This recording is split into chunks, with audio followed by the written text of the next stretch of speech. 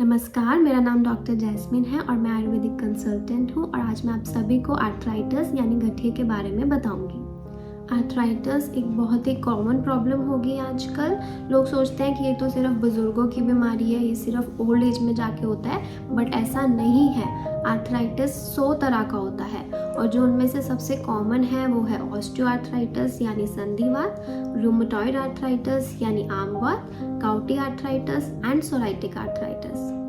जब भी किसी को जोड़ों में दर्द रहता है तो आप सबको लगता है कि हम कोई पेन किलर ले लेते हैं, उससे दर्द सप्रेस हो जाता है और वो दर्द तब तक ठीक रहता है जब तक उस मेडिसिन का इफ़ेक्ट रहता है। लेकिन इन पेन किलर से आपके लीवर, हार्ट, किडनीज पर असर पड़ता है और वही आयुर्वेदिक मेडिसिन जो कि सेफ़ होती हैं, आपके रूट कॉज पर काम करती है, आपकी बीमारी को जड़ से ख़त्म करती है।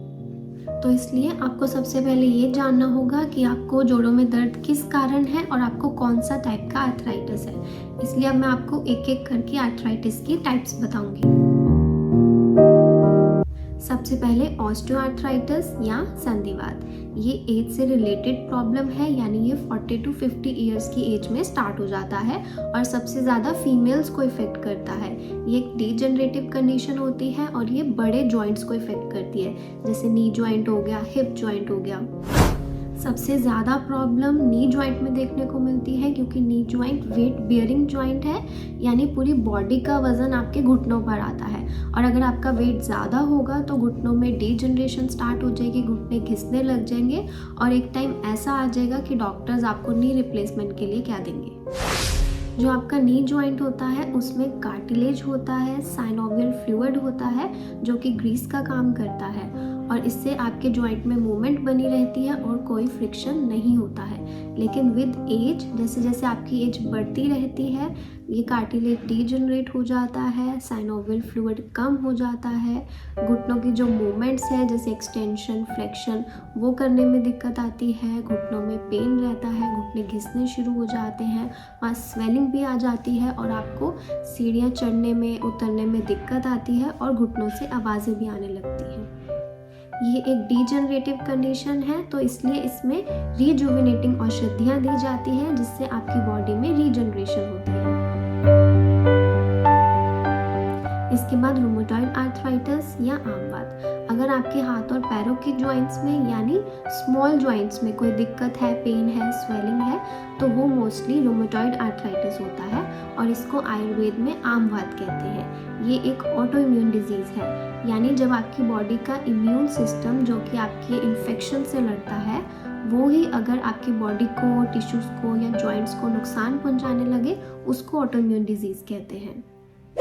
इसमें आपको मॉर्निंग स्टिफनेस रहती है, यानी जब पेशेंट सुबह उठता है तो उसकी बॉडी में 1 घंटे से ज़्यादा स्टिफनेस रहती है और कुछ टाइम बाद जब ये रोग या बीमारी पुरानी हो जाती है तो उंगलियों में डिफॉर्मिटीज़ आना शुरू हो जाती हैं, उंगलियां टेढ़ी हो जाती हैं।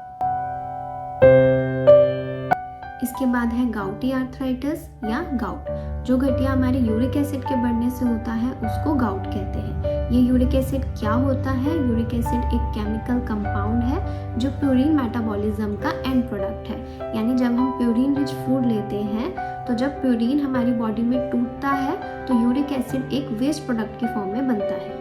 नॉर्मली यूरिक एसिड हमारी बॉडी में किडनीज के थ्रू यूरिन में निकल जाता है। प्रॉब्लम तब आती है जब इसका लेवल हमारी बॉडी में नॉर्मल लेवल से बढ़ जाता है और ये तब होता है जब इसका या तो प्रोडक्शन बढ़ जाए या फिर जो किडनी से निकल रहा है वो कम निकल रहा है। वैसे तो यूरिक एसिड ब्लड में घुला रहता है, लेकिन जब इसका लेवल बढ़ जाता है तो इसके क्रिस्टल्स जोड़ों में जाकर डिपॉजिट होने लगते हैं और वहाँ पर सूजन होता है और दर्द होने लगता है और ये सबसे ज़्यादा पैर के अंगूठे को इफेक्ट करता है। इसके बाद सोराइटिक आर्थराइटिस, जिन लोगों को सोराइसिस की प्रॉब्लम होती है जो कि एक ऑटोइम्यून स्किन प्रॉब्लम है, ये उनमें होता है। इसमें जोड़ों में जकड़न, स्टिफनेस और सूजन आ जाती है। नेक्स्ट है एंकिलोजिंग स्पॉन्डिलाइटिस। ये भी एक तरह का गठिया है जो कि आपकी रीढ़ की हड्डी यानी बैकबोन को इफेक्ट करता है। ये भी एक ऑटोइम्यून बीमारी है। इसमें आपका इम्यून सिस्टम आपकी रीढ़ की हड्डी को नुकसान पहुंचाता है और वहाँ पर जकड़न, दर्द और सूजन को पैदा करता है।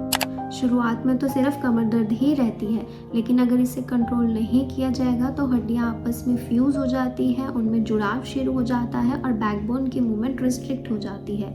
इसकी शुरुआत 15 से 35 की एज में ज़्यादा देखने को मिलती है। देन पोस्ट वायरल आर्थराइटिस, ये किसी भी फीवर जैसे चिकनगुनिया, डेंगू वगैरह के बाद होता है। फीवर ठीक होने के बाद आपकी पूरी बॉडी में पेन रहने लग जाता है। तो जब भी आपको जॉइंट पेन हो उसे नेग्लेक्ट ना करें और पेन किलर्स पे डिपेंडेंट ना रहें और जल्द से जल्द किसी आयुर्वेदिक डॉक्टर को कंसल्ट कर लें, क्योंकि अगर अर्ली स्टेज में ही इसका कारण पता लग जाए और इसका ट्रीटमेंट लिया जाएगा तो बेटर रहेगा। कंसल्टेशन के लिए आप हमें इस व्हाट्सएप नंबर पर कंटैक्ट कर सकते हैं। इन डिफरेंट टाइप्स के जो आर्थराइटिस हैं इन पे मैं अलग से डिटेल वीडियो बनाऊंगी कि इनमें क्या मैनेजमेंट करना चाहिए, तो वो देखने के लिए आप हमारे चैनल को सब्सक्राइब करें। अगर आपको ये वीडियो अच्छा लगा तो इसको लाइक, कमेंट, शेयर और चैनल को सब्सक्राइब ज़रूर कीजिए।